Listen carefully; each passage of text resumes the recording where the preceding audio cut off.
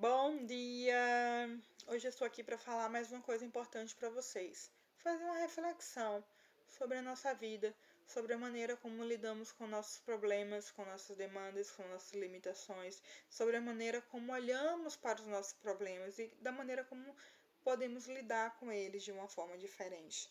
Podemos enxergar o problema, mas lidar com ele de uma forma mais saudável, de uma forma que não te torture tanto, de uma forma que não te machuque tanto.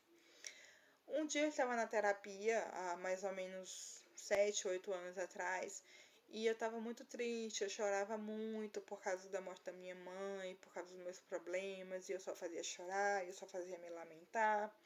E aí a minha psicóloga, na época, me apresentou o livro Poliana. Na verdade, ela não me apresentou o livro, mas ela me falou sobre a história de Poliana. Não vou falar da história de Poliana aqui, porque eu quero que você compre o livro e que você leia o livro, porque é um livro muito gostoso, um livro muito encantador e é um livro que vai te ensinar muita coisa. Mas eu vou fazer um breve resumo sobre Poliana. Poliana aprendeu com seus pais desde pequena a dar valor às pequenas coisas. Então, quando Poliana estava triste por causa de alguma coisa, Poliana era de uma família muito pobre. Poliana perdeu sua mãe muito cedo e seu pai começou a fazer uma brincadeira com ela para ensinar ela a lidar com a tristeza de uma maneira diferente. Então, ele começou a fazer um jogo com ela, o jogo do contente, que significa se resume o jogo do contente em você olhar para o seu problema e, ao invés de olhar para a parte negativa, olhar para a parte positiva daquilo que causou o seu problema. Ou seja, o seu problema vai continuar existindo, o que vai mudar é a forma como você vai olhar e como você vai lidar ao seu problema.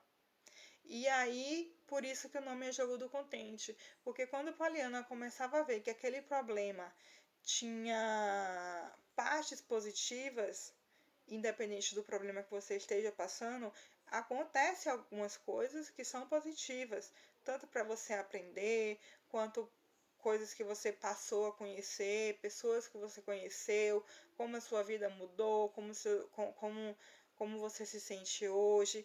Então, Poliana era uma criança que, quando seu pai morreu, ela ficou na igreja por um tempo e ela vivia de doações, doações de roupa, doações de brinquedos. E um dia ela recebeu uma doação de uma boneca, ela não tinha boneca. E ela recebeu uma boneca. A boneca estava bem velha, a boneca estava sem perna, estava toda arriscada. E Poliana ficou muito triste com aquela situação, porque ela nunca teve uma boneca bonita, uma boneca grande, uma boneca que ela pudesse chamar de filha. E ela vivia só de doações, e aquilo estava entristecendo muito ela. E aí ela lembrou do jogo do contente com seu pai, que ela jogava com seu pai. E aí ela começou a olhar para aquela boneca de uma maneira diferente. Ela começou a olhar e a perceber que muitas pessoas estavam fazendo doações para a igreja. E dentro daquelas doações ela poderia ter o que vestir e ela poderia ter com o que brincar. E ela não tinha boneca.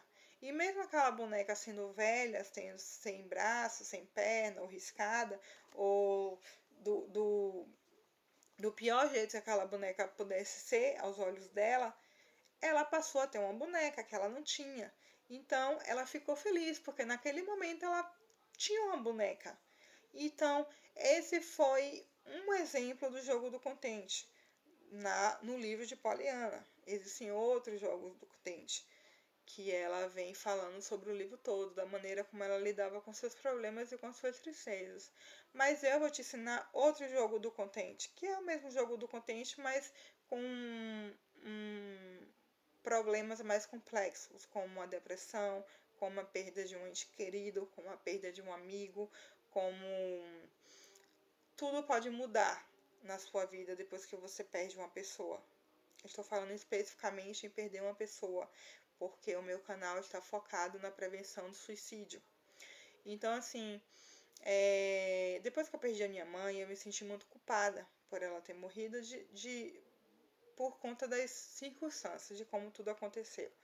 E por muito tempo eu comecei a me sentir culpada pela morte dela e não aceitava, e fiquei muito triste, fiquei depressiva e comecei a ter um tipo de comportamento não muito legal. E aí, depois que eu conheci o jogo do contente, eu passei a analisar durante o processo terapêutico muitas coisas boas que aconteceram depois da morte dela. Eu não estou aqui querendo dizer que se eu pudesse voltar no passado, eu escolheria que ela morresse para que eu pudesse usufruir dessas coisas boas. Mas eu estou querendo dizer que apesar dela ter morrido, aconteceram coisas boas depois que me fizeram a mudar a maneira como eu estava olhando para aquele problema. Exemplo, depois que a minha mãe morreu, eu comecei a fazer um tratamento e eu comecei a conhecer pessoas novas. Fiz muitas amizades, amizades muito preciosas, que hoje eu tenho como pessoas muito queridas, muito amadas e que eu me sinto amada. Eu pude conhecer profissionais, eu pude conhecer a terapia ocupacional, que eu nem sabia que existia. Eu pude começar a fazer análise, a começar a fazer terapia, coisas que fugiam do meu, das minhas possibilidades, tanto financeira quanto de conhecimento mesmo. Eu não sabia da existência da terapia e não sabia como era um processo terapêutico e como isso poderia transformar a minha vida. Então, depois que a minha mãe morreu, eu comecei a fazer terapia ocupacional, análise, eu comecei a conhecer pessoas novas que tinham passado pela mesma experiência que eu, ou experiências parecidas, ou experiências totalmente diferentes, ou até piores que a minha. E foi aí que eu comecei a jogar o jogo do contente. Porque quando eu estava num grupo terapêutico e as pessoas começavam a falar sobre os seus problemas, sobre abusos que sofreram na infância, abuso psicológico, abuso verbal, abuso sexual principalmente, eu comecei a perceber que o meu problema não era tão grande em relação aos outros problemas, não querendo minimizar o meu problema, porque cada um sabe onde o calo dói. Quer dizer que o meu problema ele dói em mim, ele não dói no outro. Mas enquanto eu estava naqueles grupos, eu percebia, eu me colocava no lugar daquela pessoa e eu, tipo, comecei a pensar, poxa, se eu tivesse vivido aquela situação que aquela pessoa está vivendo, como eu estaria hoje? Será que eu estaria lidando bem com essa situação? E aí eu comecei a transportar isso para as minhas demandas. Se a minha mãe não tivesse morrido, se ela tivesse sobrevivido, eu estaria no mesmo trabalho, eu estaria fazendo terapia, eu teria conhecido essas pessoas queridas, a minha mãe estaria bem hoje, estaria com sequelas, estaria tendo uma vida saudável, ou ela estaria debilitada numa cama, dependendo totalmente de mim, da minha família para sobreviver, para comer, para tomar banho, para ir ao banheiro, talvez sem andar, sem falar. Então eu comecei a perceber que o que aconteceu foi o melhor para ela naquele momento. E o melhor para ela naquele momento talvez não fosse o melhor para mim, mas que a partir do jogo do contente eu comecei a observar que muitas coisas boas aconteceram. Muitas pessoas queridas apareceram na minha vida, pessoas que eu tenho uma admiração incrível, que passaram a ser amigas, que passaram a me inspirar. E eu comecei a tentar viver e interpretar a vida de uma maneira diferente, porque é muito difícil para quem sofre olhar para o problema e tentar ver alguma coisa positiva. Mas durante o processo terapêutico isso vai fluindo, isso vai acontecendo. E quando eu estava no grupo de criação literária, no NEPS, eu comecei a aprender a colocar os meus sentimentos para fora através das palavras, através de poesias, através de textos. E então eu comecei a escrever, eu comecei a entender e a conhecer um lado meu que eu não sabia que existia. Isso também foi um ponto positivo de tudo que aconteceu comigo. E hoje eu consigo me expressar melhor. Hoje eu consigo ter vínculos mais saudáveis. Vou dar um exemplo. Antigamente, não há muito tempo atrás, mas faz pouco tempo, os meus vínculos não eram tão saudáveis. Desde a minha infância, eu sempre demandei muito carinho, demandei muita atenção por causa das minhas experiências de vida, por causa dos meus vínculos. Eu comecei a demandar muito das pessoas, e as pessoas acabavam se sufocando comigo e acabavam me abandonando no sentido de não dar conta da minha demanda e acabar se afastando de mim. Então isso começou a ser um padrão de comportamento meu.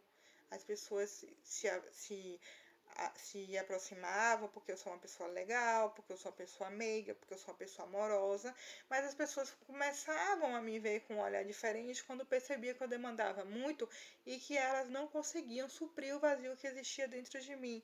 Então elas se afastavam, tanto para me proteger, para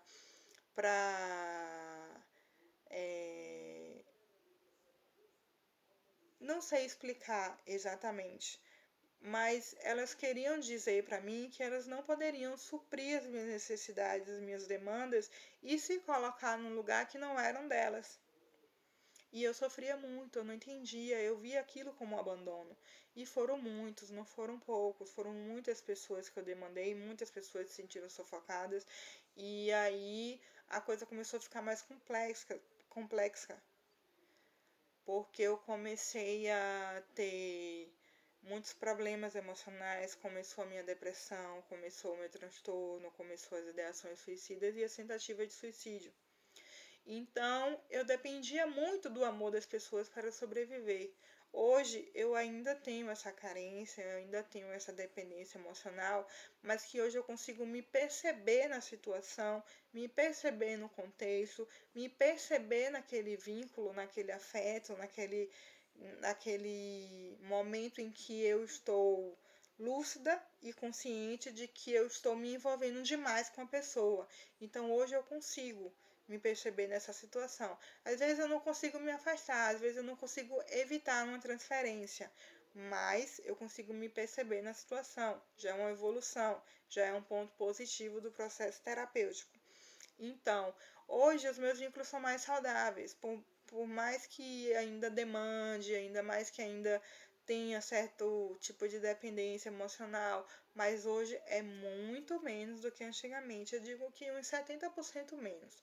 Hoje eu consigo ter amigos e consigo estabelecer vínculos de uma maneira mais suave, consigo amar e ser amada de uma maneira mais leve, sem muitas demandas, sem muitos questionamentos. Claro que existe um e outro que a gente demanda mais, mas no geral eu consigo estabelecer um vínculo mais saudável. Eu consigo ver coisas positivas naqueles abandonos que eu sofri, aqueles abandonos daquelas pessoas que se afastaram, porque hoje eu consigo me colocar no lugar delas e perceber que elas não me abandonaram porque não gostavam de mim, porque eu era chata, porque eu fiz alguma coisa de ruim para elas. Elas se afastaram de mim porque elas perceberam que elas não poderiam suprir aquele vazio que existia dentro de mim e não conseguia suprir as minhas demandas. Então elas se afastavam, mas não porque elas não gostavam de mim. Então hoje eu tenho essa compreensão mais forte e foi através do jogo do contente que eu comecei a colocar a terapia em, em ordem. No caso, eu comecei a me dedicar mais à terapia e a tentar jogar o jogo do contente na minha vida, na minha profissão, nos meus relacionamentos. E hoje eu vivo muito melhor as minhas experiências afetivas, porque eu consigo me colocar no lugar do outro, eu consigo ver coisas positivas de onde parece que é uma merda, que é o fundo do poço, que não existe solução e que a única saída é a morte. A, a morte pode não ser uma opção, porque a gente pode ver coisas positivas diante de tanta tristeza, diante de tanta dor. Então hoje é a minha dica. Leia o livro da Poliana, Poliana menina e Poliana moça, e você vai aprender a ver a vida de uma maneira diferente, uma maneira mais suave, uma maneira mais alegre, uma maneira mais contente. Você vai aprender a ver os lados positivos das coisas que te trazem dor, das coisas que te trouxeram traumas. e aí você vai aprender a viver melhor. Essa é a dica de hoje.